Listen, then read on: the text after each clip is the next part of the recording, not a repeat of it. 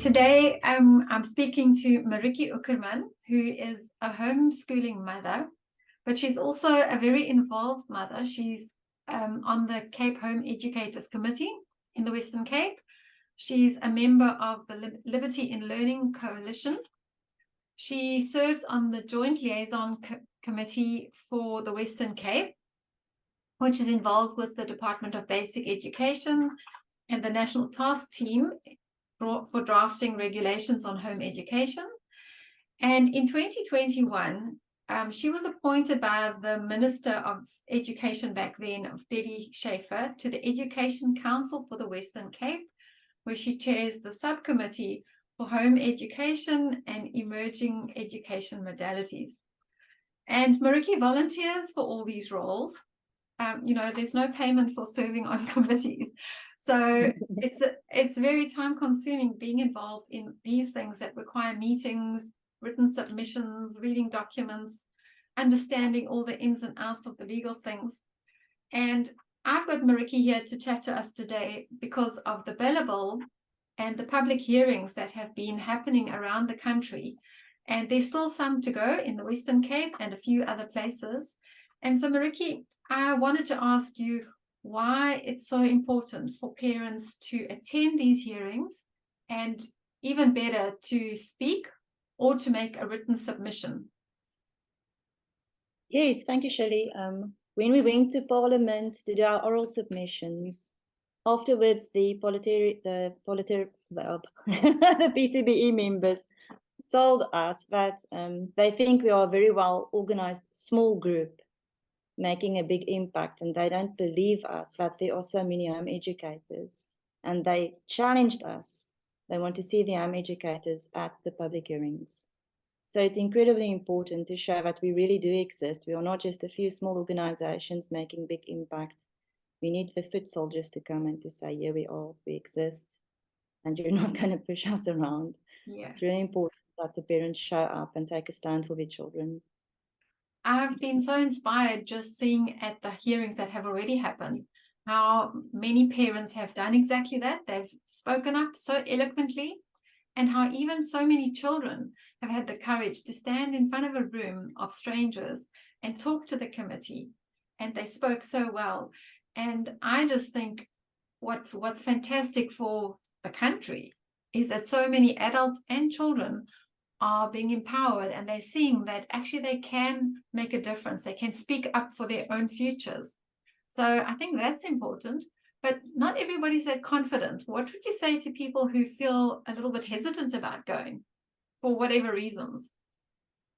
I really, I know you feel. I've been there, done that. If someone told me 20 years ago I would be doing this, I would run. So I emphasize, I have empathy, but you don't need to be hesitant. You have the responsibility to stand up for your children, because this is going to impact you, and nothing's going to happen to you.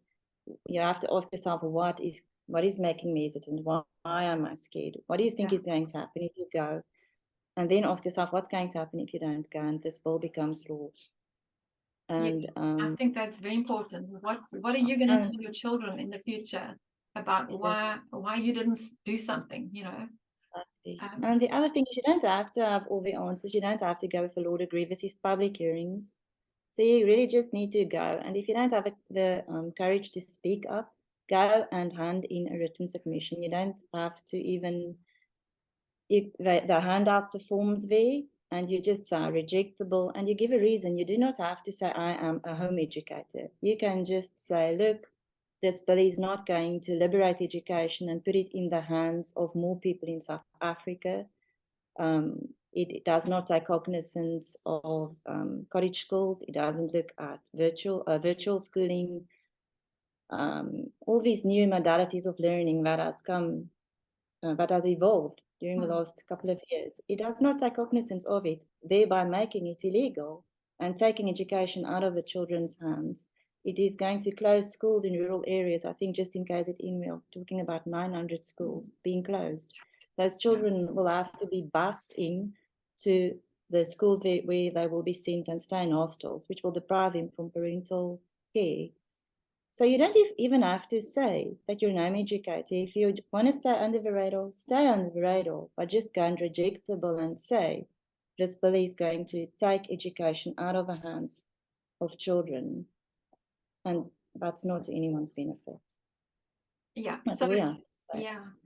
If parents have already written letters, you know, there've been previous campaigns that homeschoolers have been part of, is it still important to go and submit another written submission at the hearing, or have you done your bit if you already did a letter? No, go. We need the numbers. Go, cheer those who are speaking. It has a very big psychological impact on the committee who's listening to it, even though they tell you it doesn't count.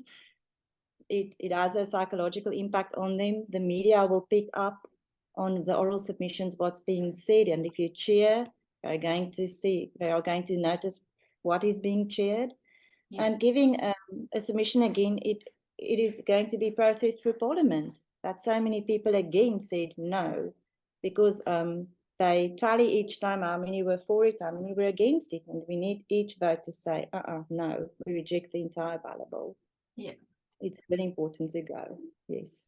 You know, So what even if you haven't really submitted something, go again. I've submitted on behalf of the Education Council in my own personal capacity, previously for Cape Home educators, and I'm going to go again. So go. We need voices. Please go. Okay. Give them lots of paperwork. Yes. So when this whole public hearing phase has been completed, do you know what happens next? Bouwe has an excellent video on the Pestalozzi that was provided by the Pestalozzi Trust, which shows where this bill is going to go from here. I think it would be easiest to just include that, maybe to put a link up to that. Okay. Because I don't have all the knowledge to speak on that. I read online that once we've given comments, then the comments that have been raised will be responded to for Parliament to then decide what amendments will be required to the bill and which ones not. So I don't know how long that takes, but I suppose we'll just have to watch and see. And this is how we all learn how this lawmaking process happens in our country, which is actually very important for all of us. I mean, I think I've learned so much in the last couple of years just being part of this movement that's actively trying to speak up against the bill. It's been very good for all of us as citizens. So we'll put up the dates of the remaining hearings and the venues around the country. And I guess we just really want to encourage everybody to attend if you can, and take your kids. It's such a fantastic learning experience for them to go and see what happens and how you can speak up and how you can try to influence the laws that will affect our future.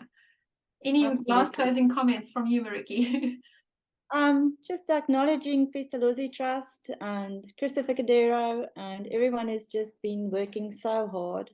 They started this fight back in 1996, and it's just been such a privilege watching how the hard work put in back then is now just, it's grown and it's delivered such an amazing harvest ready to just, it's, I don't have words to just thank them for what they've done. It's been wonderful watching the public hearings, seeing how the home educators so eloquently expressed their views, and I think we really do have the Pestalozzi Trust to thank for educating us how to do that and to honor them for the work they've done. Excellent. Thanks for being with us today, Marietjie. Thank you, Shirley.